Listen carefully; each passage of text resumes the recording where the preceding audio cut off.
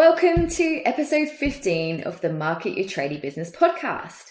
So today we are unpacking the number one marketing strategy that you can do to grow your tradie business.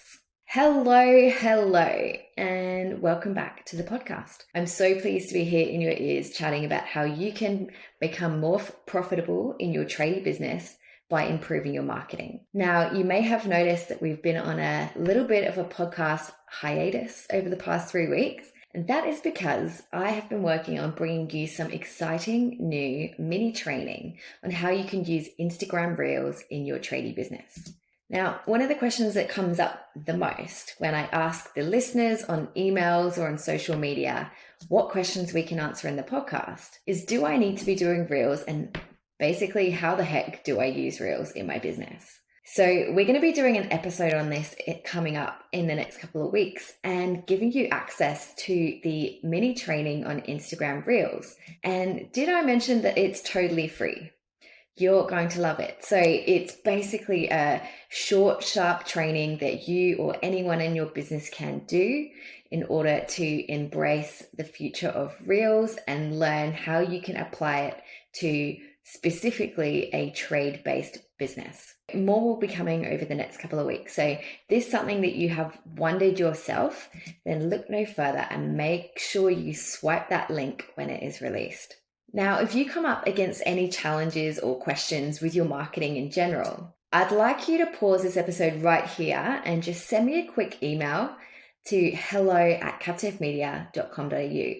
And we will answer these for you in future episodes. Now, we won't name names unless you want us to, but please, I invite you to send them through so that we can ensure that we're basically ticking all the boxes for those burning questions that you may have. So this is your opportunity to throw it out there and get our take on those key challenges. So I invite you to send us an email or a DM and let us know what is going on for you.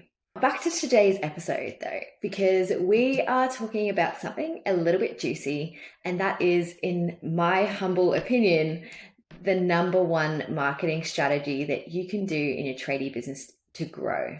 Now, you can have the best website, the best Google ads, the best content on social media, the best SEO, but if your business isn't delivering an incredible service, then you're probably going to find yourself a little bit stuck. If at the end of the day, your customers aren't saying wow and telling their friends about you and your service and your business, then I would be asking yourself, how can I improve my service quality as a primary marketing objective? Now, it's no secret that we always hear about the bad service experiences before the good in any industry, but especially in the construction industry. Now, if you have a bad experience, you're statistically more likely to tell 16 people about that bad experience compared to a great experience, which is only 9. Now, some may argue that customers of the trade industry are more likely to expect a negative experience. But the way I see it, this is a huge advantage for you if you take your customer experience seriously. So you have an opportunity to stand out from the crowd and deliver miles above what people might initially expect. So as you can probably guess, the number one form of marketing is delivering a remarkable service. Creating experiences that wow your customers and implore them to tell their friends. They become your walking sales force and will provide great testimonials and recommendations to other people. It's one thing for you to tell people that your business is fantastic, but when your customers tell other people that your business is fantastic, that carries so much weight, and that basically helps them to do your marketing for you. This service experience cannot be overlooked. So how do we provide a remarkable service? Like, what does a remarkable service even look like? Today, I'm going to share with you some simple examples of how I've seen tradie businesses excel in this area. So you might want to start by looking at what your customer is really thinking about and what they really want in the buying process. What is it that they really care about? And I'm sure you've heard me say this before, but what are the expectations or inner concerns or inner fears that they may have about, working with someone in your trade? Now, the first thing that comes to mind might be things like they want to have a good price, or they want it to be done quickly, or they want to have really good communication. But let's think about what else they might want aside from those things. It probably matters to them if the person that shows up to their house looks professional and is dressed in a neat and tidy way. Are they smiling? Are they greeting them with good communication? They want to know that safety is priority for you in their house. They want to be sure that the business is solvent. They're not going to run into any issues, especially with, builders and longer projects that cost, more capital. And they want to know that they can trust your experience and your advice and that you've got their best intentions at heart. They want to know that you are passionate and that you're committed to the work that you do. But this is honestly just the start. So you can probably guess where I'm going with this next.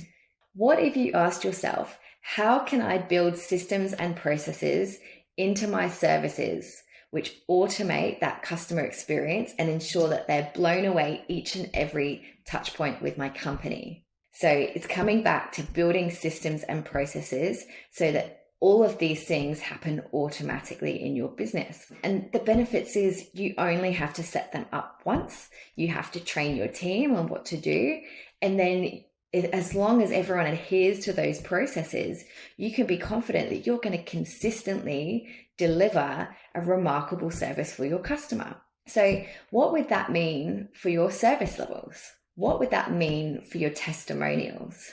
What would that mean about the way that you felt about showing up and serving your customers each and every day?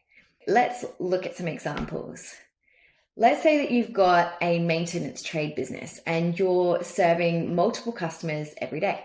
If you create a process flow that addresses each step in the customer journey that you and your team are to follow, then you can create continuity in the way that your customers are served.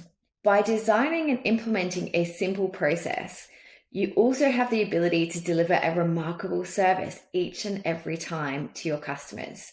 So let's look at some examples. This might look like steps for how quickly the customer's inquiry is responded to, templates for what the response says, an automatic email that goes out when the booking is made, introducing the tradesperson that is coming to their home. Maybe it has a photo and a bio so they know exactly who's coming. And the tradesperson knows to arrive in the street about 15 minutes early, knock on the door exactly on time. The tradesperson knows that they need to take their shoes off at the door. They're dressed impeccably and professionally. They greet the customer with a smile and introduce themselves. They've got permission to spend money to fix any freebies or small things that they notice that require fixing in the home that they aren't there to do. So maybe they notice that there's a light bulb that needs changing, or maybe they're a plumber and they notice that there's another tap that's leaking and they just decide to fix that up, and they've got permission to do that at a little bit of extra cost to your business. How amazing would that be for your customer? And they're trained to give the customer a full walkthrough on how to use or operate or any information that they need to know about the work that has been done. They give the client their number to call if they've ever got any issues relating to the work. Imagine if you introduced a process like that into your business and that exact same experience was had for every single customer, no matter who in your business is serving them. How good would that be? How would that make your clients feel at the end of the day? I think they'd be blown away. But let's say that you've got a small residential construction business. So we're talking longer term projects now. Your systems and processes might be more about things like the way in which a client can submit an inquiry, basically making it easy and really, really clear for them when they may be at the stage where they don't know a lot about the process. A specific response time to that inquiry and the way in which you respond to them. The information that you provide to educate your client from the very start on the process and making them feel empowered really to be a part of the process. a process for bringing passion and support to your client conversations, the level of communication that you give your client from start to finish. And a big hint for you guys is one-to-one videos, which I have spoken about in episode 12. So go check that out. It's a really simple, effective, and most of the time free way to communicate with your clients. That is such a simple way to stand out from your competition, and almost no one is doing it in construction. The way you celebrate completion with your client. So do they receive some kind of gift to move back in, or a hamper, some towels for their bathroom, or a plant for their deck that you've just built? How can you go above and beyond to create that remarkable experience? The list can go on, and it's really up to you to design systems and processes to ensure that you're making that experience consistent for the client. And you can have a little bit of fun with that. Look at every single touch point that your customers have with your business and think about how you can go above and beyond and surprise them more than what they were expecting at each point of that process of doing business with you. So I'm sure you've heard this before, but having those right systems and processes can take you from okay to good, and then you can use them to take you from good to great. So creating a new and better way of running your daily operations. And then the key thing when you've got a team is incentivizing your team to follow the plan. That's a huge opportunity for any trade business wanting to improve the way that customers are seeing them. And that is your number one form of marketing. It's that word of mouth. So today's takeaway is to look at your customer journey, look at all those touch points, and start to build out simple things that you can do to create a remarkable experience at each of them. It doesn't have to cost you any money. It might just be a little bit of time, a little bit of effort. Maybe it is a little bit of money, but ultimately you're looking at that overall picture of how your customers are going to feel after they've worked with you, because they are going to be the ones that for years will be recommending you. And that is free marketing, my friends. That is so much better than spending money on adverts or advertising for your business. If you can have a walking sales force of your existing clients, which have been so delighted and so impressed with how you have run the show. Now, if you like what you've heard today, then you can download our free PDF, which has 16 content ideas for construction through the link in the show notes. So don't get stuck wondering what to post again. So thanks for listening. Don't forget to hit subscribe wherever you get your podcasts so that you don't miss an episode. But more importantly, share it with your tradie business mates, because this really makes a difference and enables us to help as many people as possible. Otherwise, here's to building trust and being remembered, and we'll catch you in the next episode.